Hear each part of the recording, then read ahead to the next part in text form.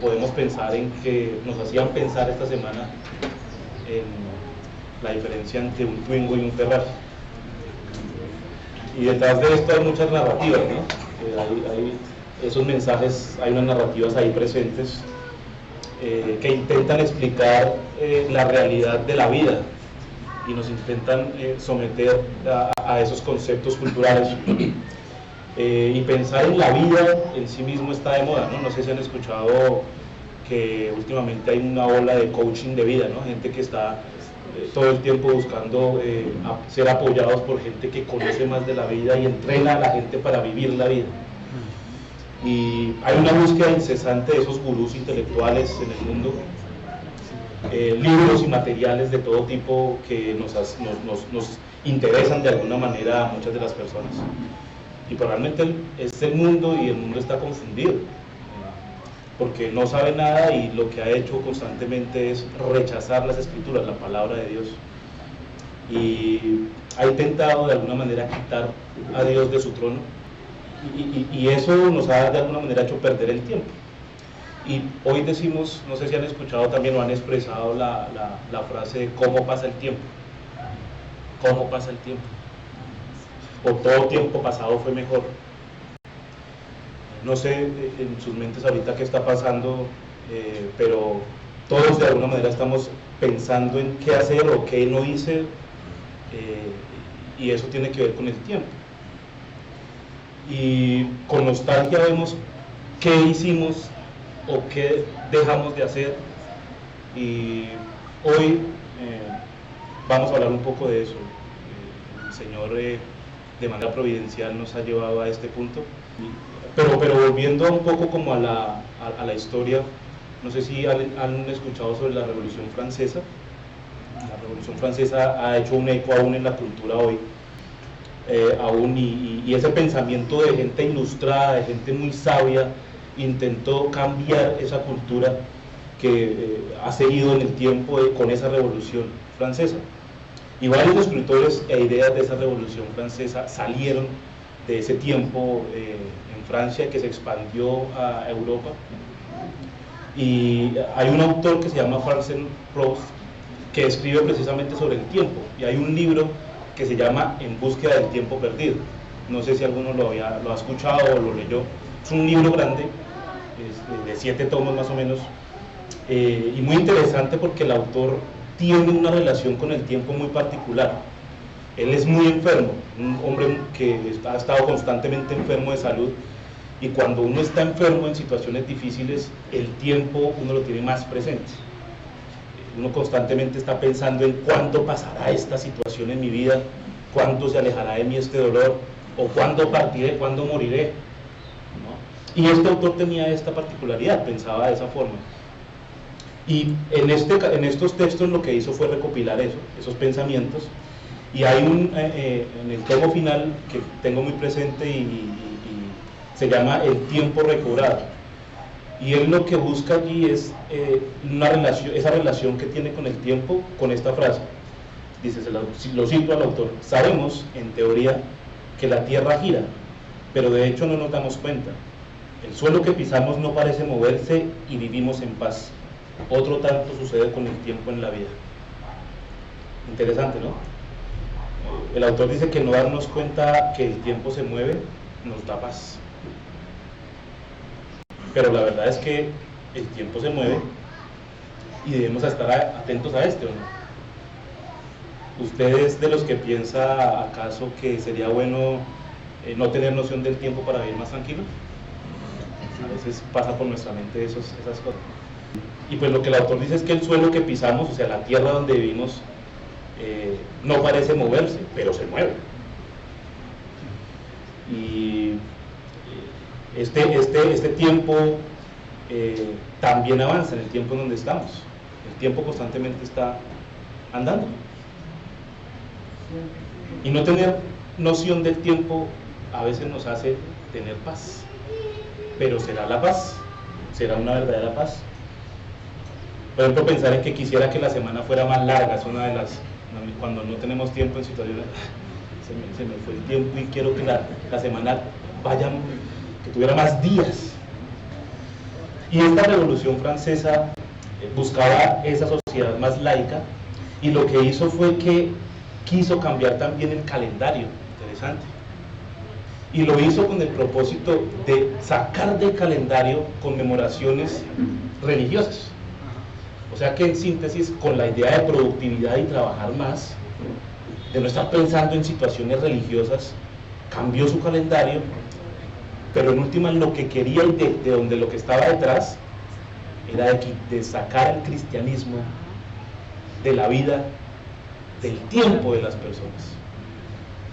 Este experimento loco estuvo en las colonias francesas durante casi 14 años. Afortunadamente Napoleón, en un momento de cordura de él, decidió abolirlo. El apóstol Pablo nos va a hablar de este punto, de la importancia del tiempo. Y quiero en este tiempo traer a sus mentes algo que un autor puso en mi mente hace mucho tiempo y que lo vengo reflexionando desde que conozco al Señor. Y él define qué es el tiempo. Dice: el tiempo es un fragmento de la eternidad dado por Dios al hombre como una solemne mayordomía. Es un fragmento de la eternidad que Dios le da al hombre para que éste lo administre, y lo hace para que le demos gloria. Dios nos ha dado un número definido de días. Desde que nacemos Él sabe los días que tenemos aquí en esta tierra. Además Él nos narra en las Escrituras cuánto vivió Adán, cuánto vivió Noé, nos narra en qué días tuvo Matusalén, por ejemplo. Él está manteniendo el tiempo. Debemos entonces también, viendo eso, que el Señor lo hizo en las Escrituras, aprender también a contar nuestros días, ser conscientes del mismo. Y como les decía, nos vamos a concentrar hoy, esta mañana, de eso. Y el apóstol Pablo en Efesios 5, 15, 17, por favor búsquenlo, es el texto donde vamos a estar pensando, lucubrando esta mañana. Mirad pues con diligencia cómo andéis, no como necios, sino como sabios, aprovechando bien el tiempo, porque los días son malos. Por tanto, no seáis insensatos, sino entendidos de cuál sea la voluntad del Señor. El nombre de nuestro estudio de hoy es En busca del tiempo no perdido. Y el pasaje lo vamos a dividir de esta forma: el tiempo de ser diligentes, versículo 15, tiempo de oportunidad, 16, y tiempo para entendidos. El apóstol Pablo viene explicando aspectos prácticos del Evangelio en toda su carta en Éfeso, desde el capítulo 4. Providencialmente el domingo pasado vimos Efesios 2, ¿no? Y fue una bendición porque nosotros no hablamos de qué vamos a hablar en esta ocasión con los hermanos. Fue una bendición, ¿no? Y desde este capítulo 4 Pablo nos está hablando que el Evangelio es el mensaje de Dios para los hombres, que siendo pecadores Cristo murió por ellos. Ese es el gran mensaje del Evangelio, que murió, fue sepultado y resucitó conforme a las Escrituras. Todo aquel que está muerto en sus delitos y pecados puede recibir perdón y salvación si se acerca a la cruz.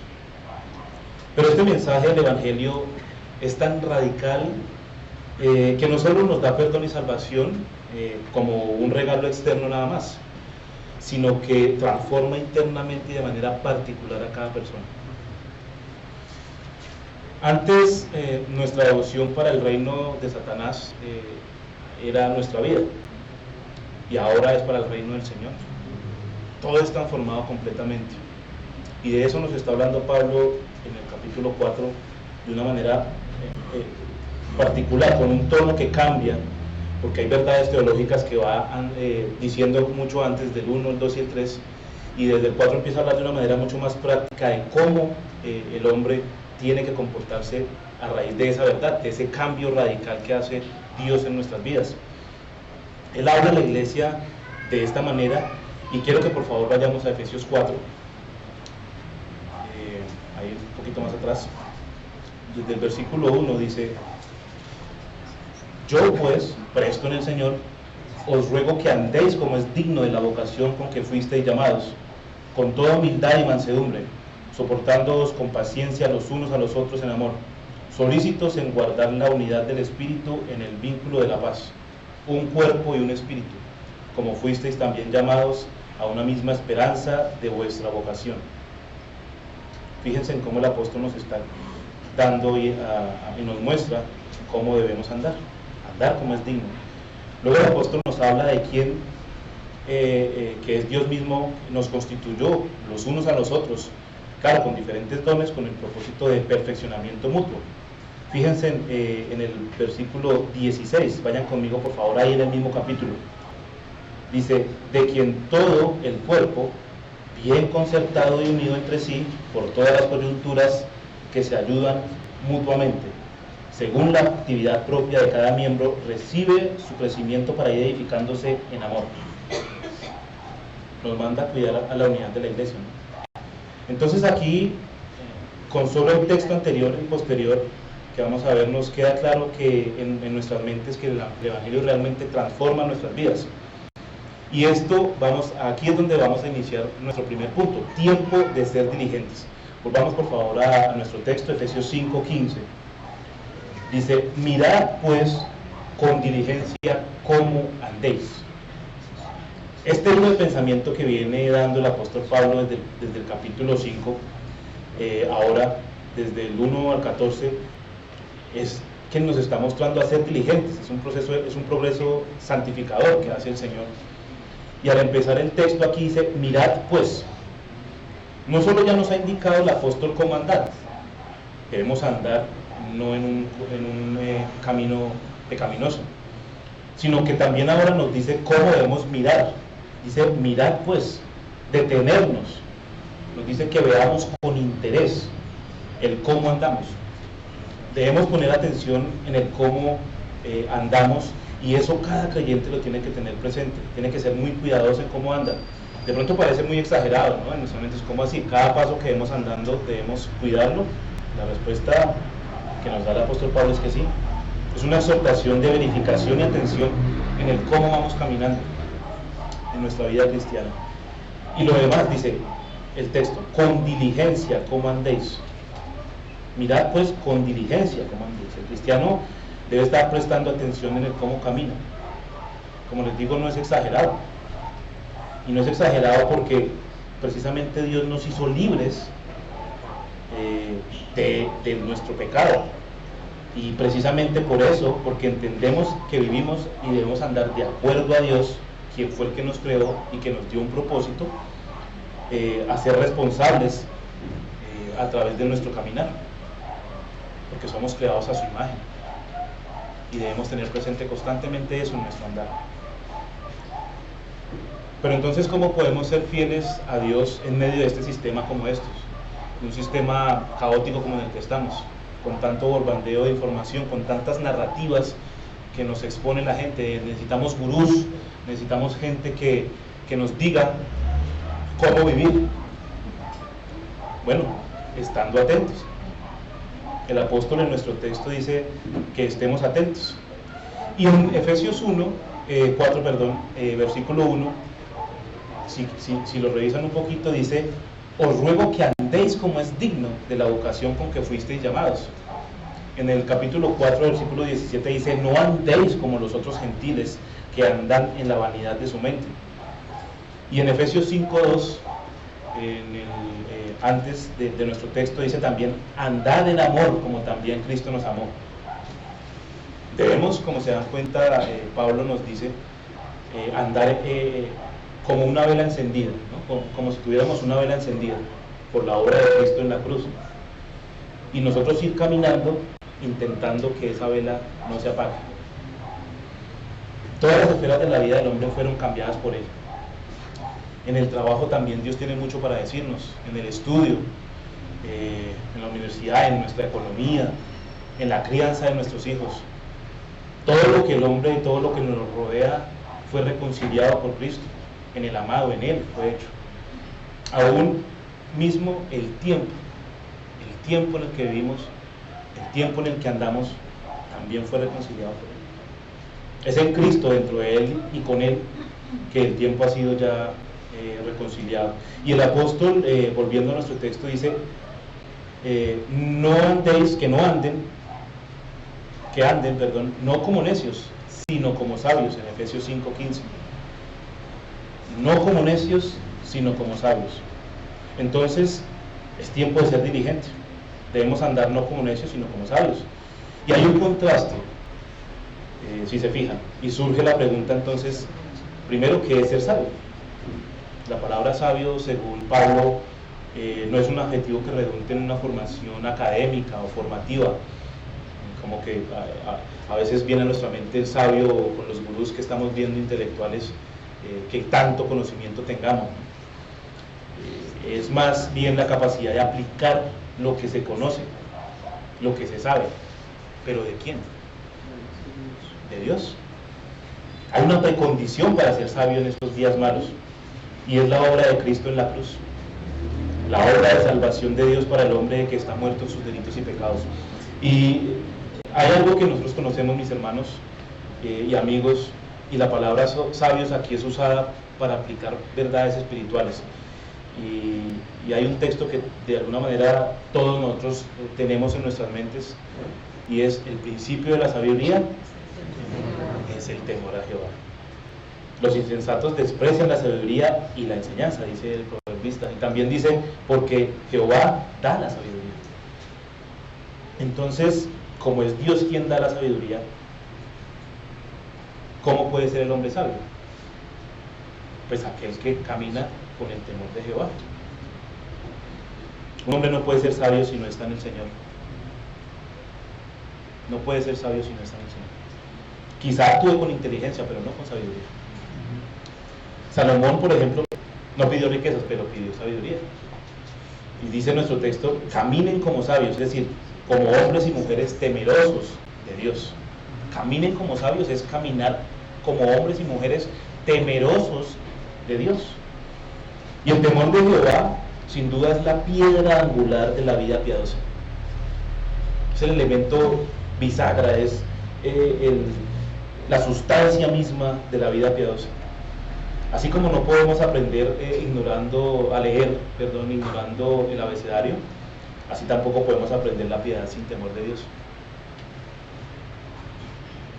Y todo lo que cosechemos aparte del temor de Jehová es insensatez, es irracionalidad, es una mente entenebrecida a pesar de que se crea inteligente. Sin conocimiento y temor de Dios, la piedad definitivamente se extingue.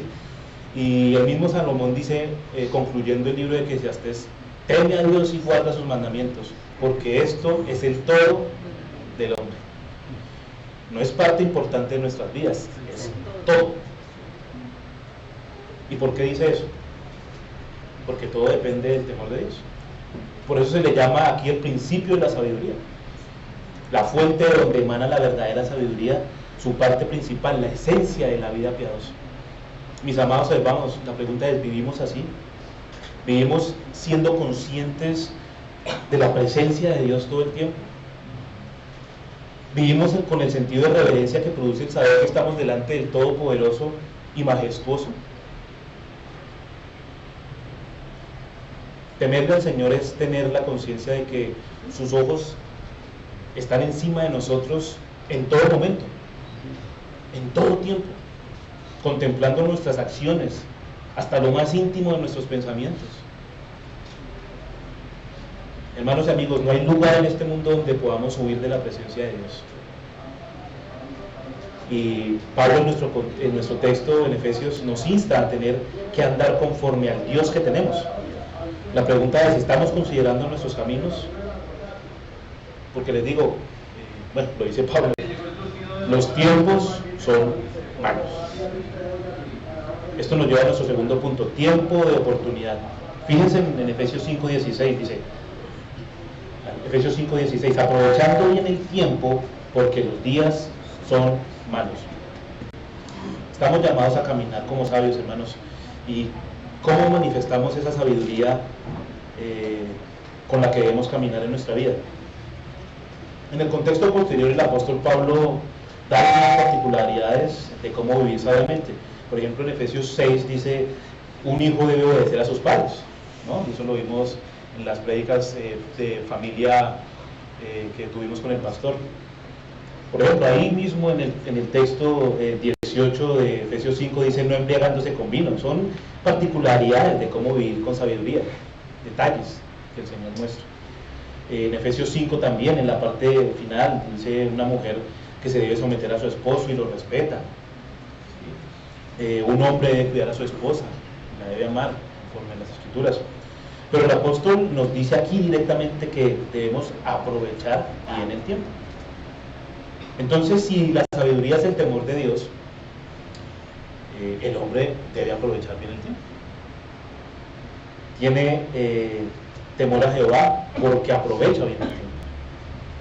Lo que resulta lógico de entender es que el hombre, si no aprovecha bien el tiempo, entonces ¿qué? No tiene temor de Jehová. Increíble, ¿no? Es decir, debemos ser sabios de forma práctica en el uso del tiempo, aún en ello.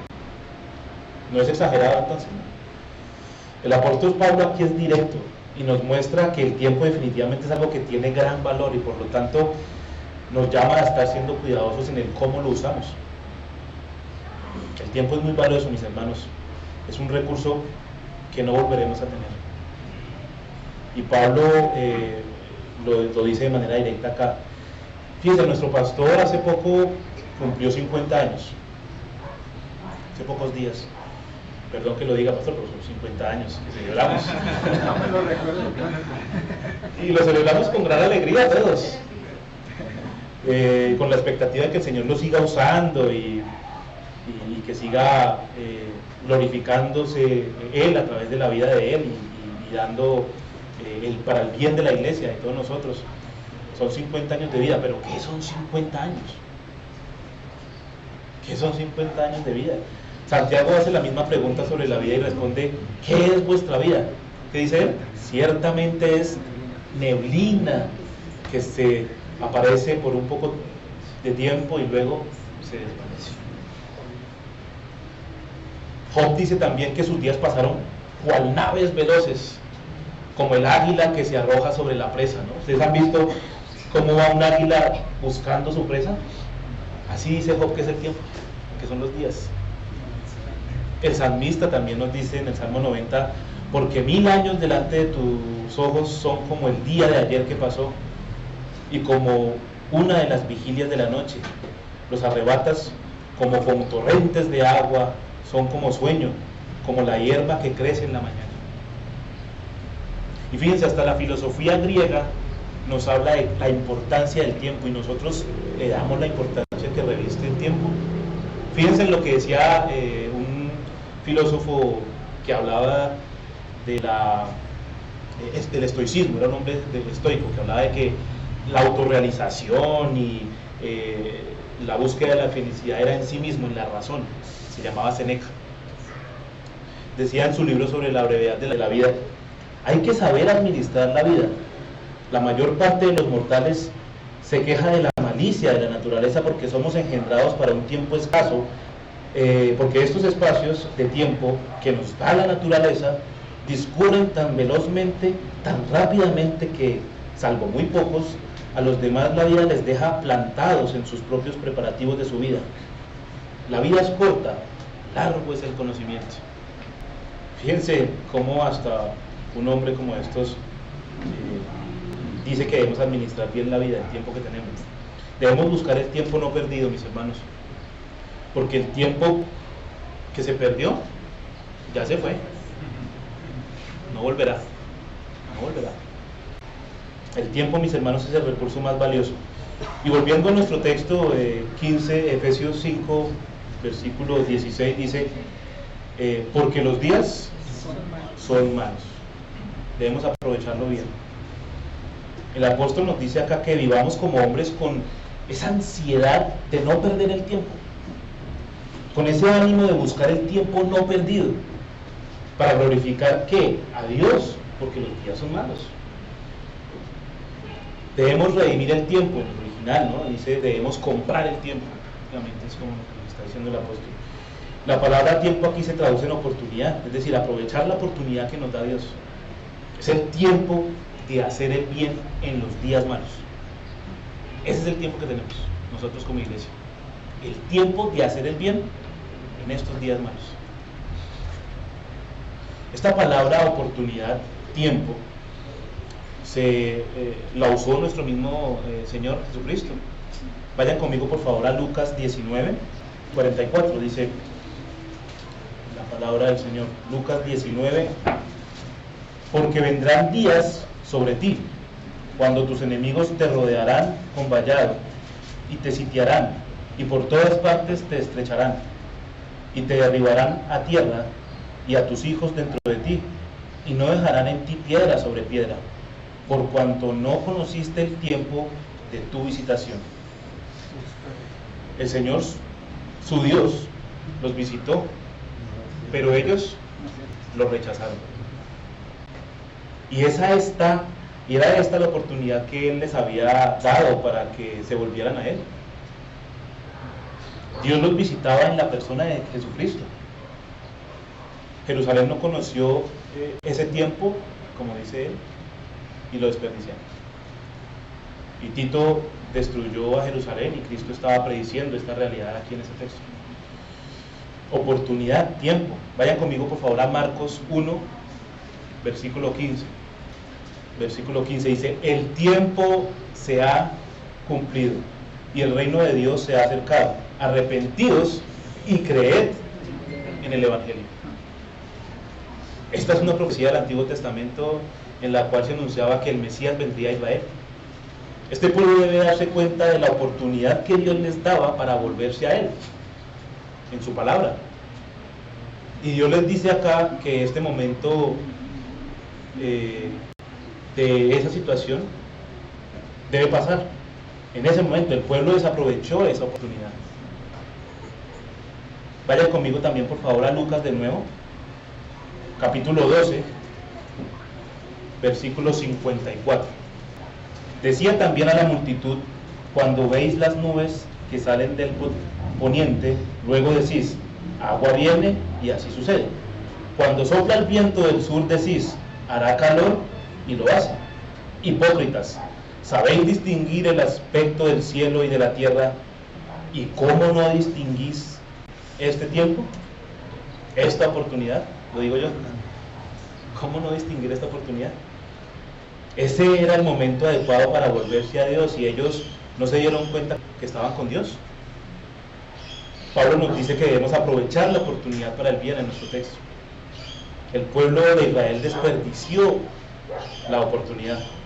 ¿Cómo utilizas entonces la oportunidad para el bien de tu alma en este instante? Debemos rescatar el tiempo, mis hermanos, redimir el tiempo.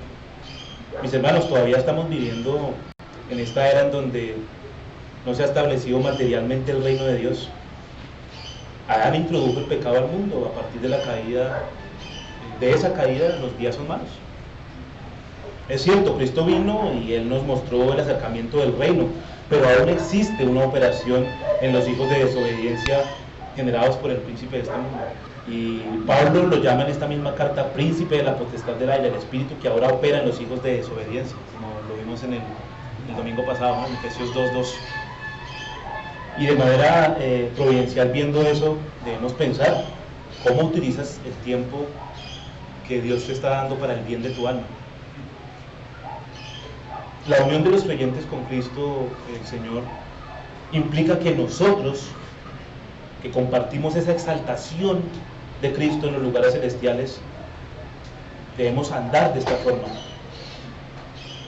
Un día nosotros los creyentes experimentaremos esa gloria, pero aún estamos acá en los días, y son días malos. Pablo también nos dice allí en Efesios 6 que los días son malos, porque podáis resistir en el día malo. Y él en estos días le estaba diciendo a los efesios que eran días malos. Estos días también son malos. En este mundo hay vestigios del reino venidero, a causa de la obra de Cristo, por supuesto, pero todavía no gozamos de la plenitud de su gloria. Y esta tierra será consumida por fuego, mis hermanos. Y aquí es donde quiero que de verdad nuestras mentes se aquieten un momento y piensen en el tiempo en el que estamos, la oportunidad que tenemos. Mis amigos, habrá cielos nuevos y tierra nueva, pero solo hasta ese momento no dejarán de ser días malos. Serán días buenos en ese momento, cuando haya cielos nuevos y tierra nueva. Y ese tiempo no ha llegado, pero llegará pronto. Y precisamente Pablo nos anima en nuestro texto a usar estos tiempos, el tiempo que nos da, para fines gloriosos. No para fruterías, para bagatelas, para cosas insignificantes, sino para su gloria. Y hoy tenemos en la Ibra, hermanos de diferentes latitudes, ¿no? Barcelona, Quimbaya, Cartago, Bucaramanga, España, África, bueno, yo soy colombiano. Pero mis hermanos, todos estamos aquí reunidos bajo la cruz y por ende somos una sola patria, como decía el pastor en una de sus prédicas, la patria celestial. Y como decía Luis Feroy también de manera muy particular, debemos vivir con esa verdad en nuestra mente. Hablamos el mismo idioma, debemos vivir también bajo los mismos parámetros entonces, bajo el temor del Señor, aprovechando bien el tiempo, aprovechando las oportunidades en las que estamos acá, en esta tierra fugaz. Nos vamos, esta no es nuestra patria y debemos aprovechar este tiempo ¿para qué? Para glorificar a aquel que es el dueño de toda nuestra patria, que es el gobernante de la patria. Y aquí es donde viene nuestro tercer punto, y es tiempos para entendidos. Dice nuestro texto en Efesios 5:17: por tanto, no seáis insensatos, sino entendidos de cuál sea la voluntad del Señor. En nuestra sociedad, la mujer y el hombre entendidos es descrito como personas que tienen una confianza en sí mismos, ¿no? Se imaginan a sí mismos como intelectuales autónomos, pero según Dios, el que confía en su propio corazón es un necio, es decir, un insensato. Un insensato no puede creer que está equivocado. Él, el insensato, juzga las cosas de acuerdo a sus propias normas preestablecidas, tiene una verdad y una justicia de sus propios pensamientos, que reside en sus propios pensamientos, y siempre resaltan porque son para él correctos. El insensato está seguro de que puede confiar en su propia autoridad, y una autoridad racional, porque tiene un escrutinio intelectual, ¿no? Pero el insensato se muestra insolente y se tiene confianza, y por eso dice lo que piensa de manera desparpajada. Y esos son los gurús, y esos son la gente que escuchamos hoy en día constantemente en redes sociales, en la internet. Esos son los mensajes que nos bombardean a todas las personas, siendo cristianos o no. Pero su única sabiduría del insensato, ¿saben cuál va a ser? Que guarde silencios. Esa va a ser la única sabiduría del insensato. Y Pablo nos dice aquí que seamos así, que no seamos así, insensatos. Y una persona sensata es aquella que tiene madurez en sus actos y sus decisiones. Es decir, que una persona insensata, como lo acabamos de ver, es lo opuesto. Es necesario que andemos sabios como tales, porque vivimos en días malos. Y según Pablo, en un texto en 1 Corintios 2:14 dice: pero el hombre natural no percibe las cosas que son del Espíritu de Dios, porque para él son locura, y no las puede entender, porque se han de discernir espiritualmente. Entonces, otra característica de los insensatos es que no puede vivir sin un Dios. Todo ser humano instintivamente adora. El insensato se adora a él mismo. Y entonces Pablo aquí en nuestro texto de Efesios nos dice: por tanto, no seáis así, insensatos. Y nos hace que usemos bien el tiempo para que no perdamos la oportunidad. Porque la utilización del tiempo, mis hermanos, no es neutral. Eso no es algo que es dependiente de cómo me siento yo. Debe estar sometido a aquel que es dueño del tiempo.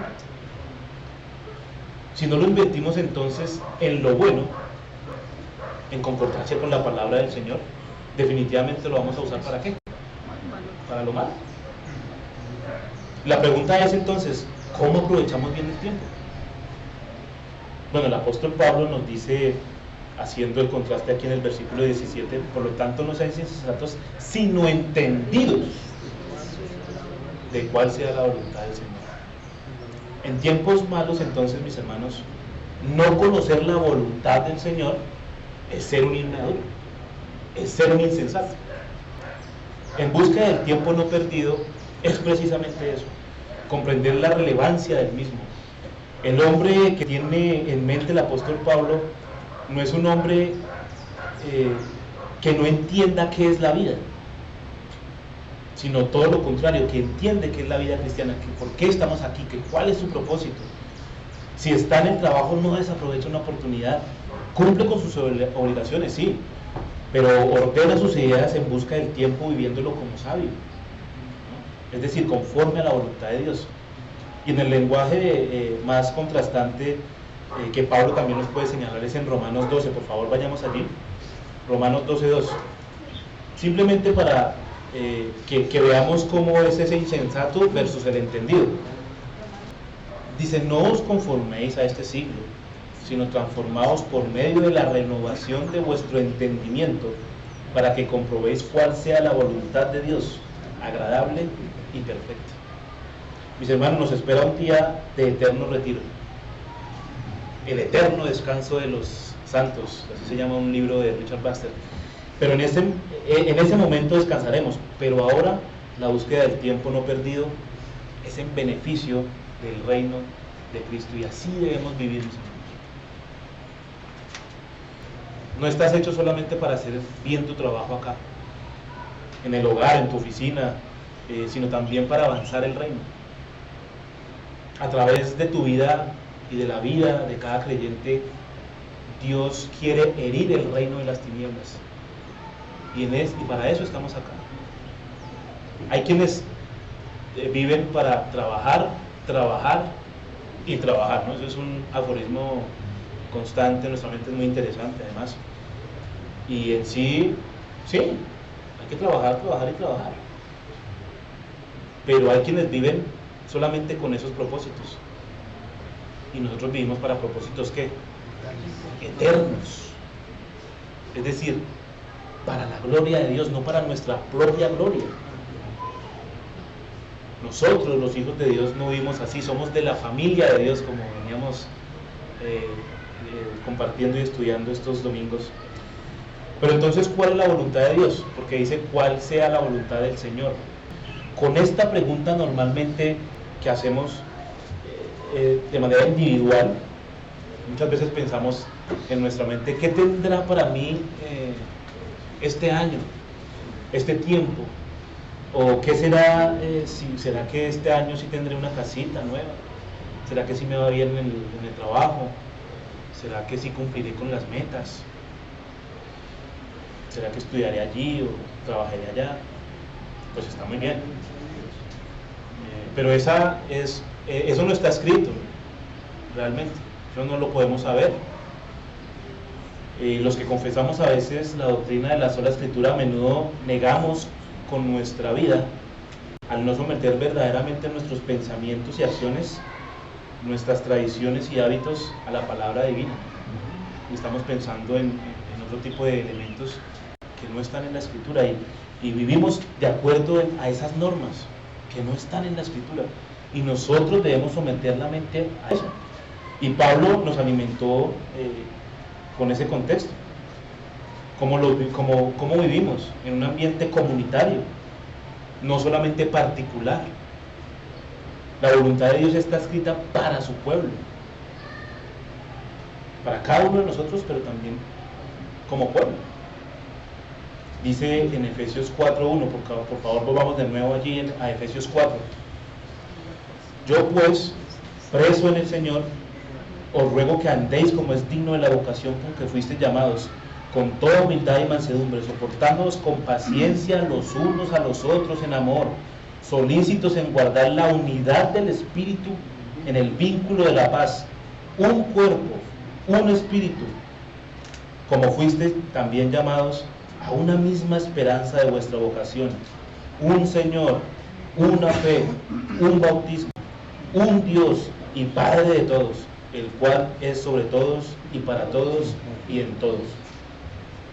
La voluntad de Dios está escrita, mis hermanos, está en la palabra, y es para una familia, particularmente para un pueblo.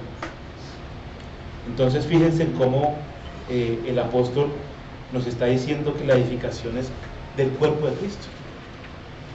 Y noten el lenguaje de comunidad tan claro que Pablo nos da. El versículo 15 dice: sino que siguiendo la verdad en amor, crezcamos en todo en aquel que es la cabeza, esto es Cristo, de quien todo el cuerpo, bien concertado y unido entre sí, por todas las coyunturas que se ayudan mutuamente, según la actividad propia de cada miembro, recibe su crecimiento para ir edificándose en amor.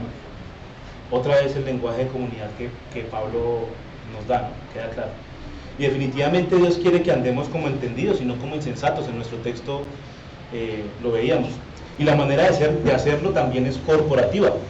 Surge porque tenemos esa unidad con Dios a través de Cristo.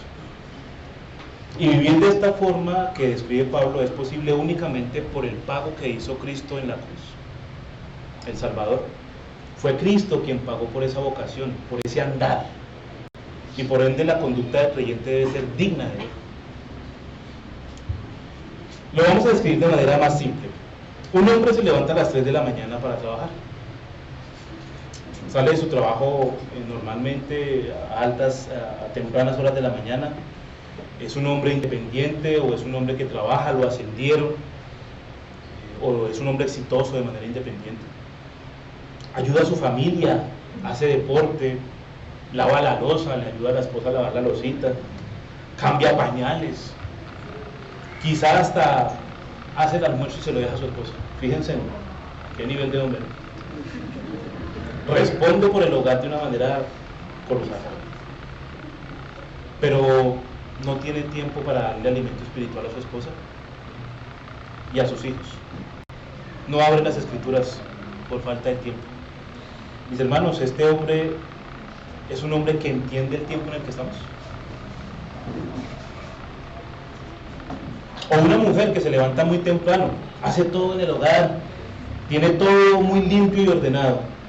Ella también sale a trabajar, o desde su casa está trabajando con esmero, ayuda al sustento de su hogar, ya sea ahorrando, buscando la economía, pero no tiene tiempo para abrir las escrituras a solas, con sus hijos o con su esposo.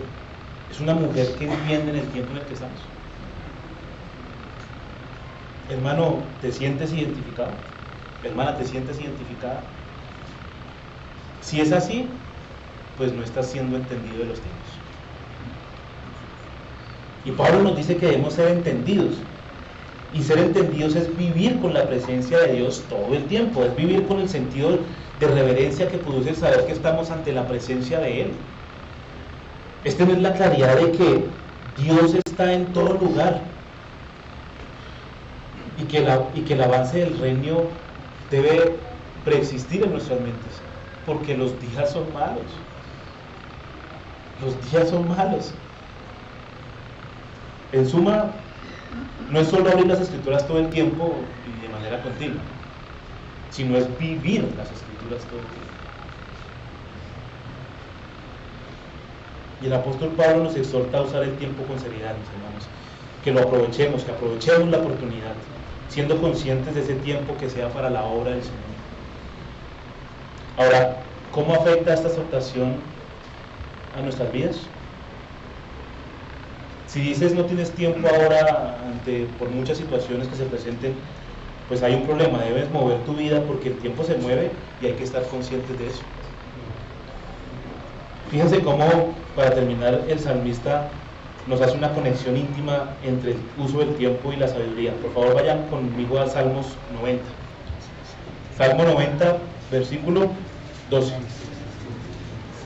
Dice: enséñanos de tal modo a qué, a contar nuestros días, que traigamos al corazón sabiduría. Hermano, lo que hay en tu corazón es la respuesta en lo que estás invirtiendo tu tiempo. El cómo aprovechas la oportunidad en cómo buscar el tiempo no perdido, es el resultado de dónde está tu corazón. Hermanos, no hay tiempo para jubilarnos en la obra del Señor. Es tiempo de trabajar y de empeñar nuestras manos según el Señor nos haya prosperado. Amigo, cada minuto que estás acá para aquel que no está en Cristo, añade más y más ira sobre ti. Hoy es el día de atender el llamado de salvación. O es hoy. Cada minuto invertido en tu rebeldía implica consecuencias en la eternidad. Minutos invertidos en tus delitos y pecados sin darte cuenta que Dios te dio todos esos días en los que estás viviendo, cada una de tus semanas, de tus horarios, lo hizo para rendirte a Él. Hoy es el día, mi querido amigo, y si estás acá sentado y te preguntas, bueno, ¿qué es lo que Dios quiere para mí? Necesitas el Evangelio para que lo sepas. Que seas parte del pueblo de Dios y vivas de acuerdo a su voluntad. Y mis amados hermanos, Dios quiere que vivamos como sabios, no como necios. Que seamos entendidos de los tiempos realmente. Que no seamos insensatos, porque somos de la familia de Dios y fuimos añadidos a ella por pura gracia. Y Cristo pagó para que lo fuéramos. Debemos entonces ser familias, hogares, que encarnemos este maravilloso evangelio. Y ruego a Dios que así sea.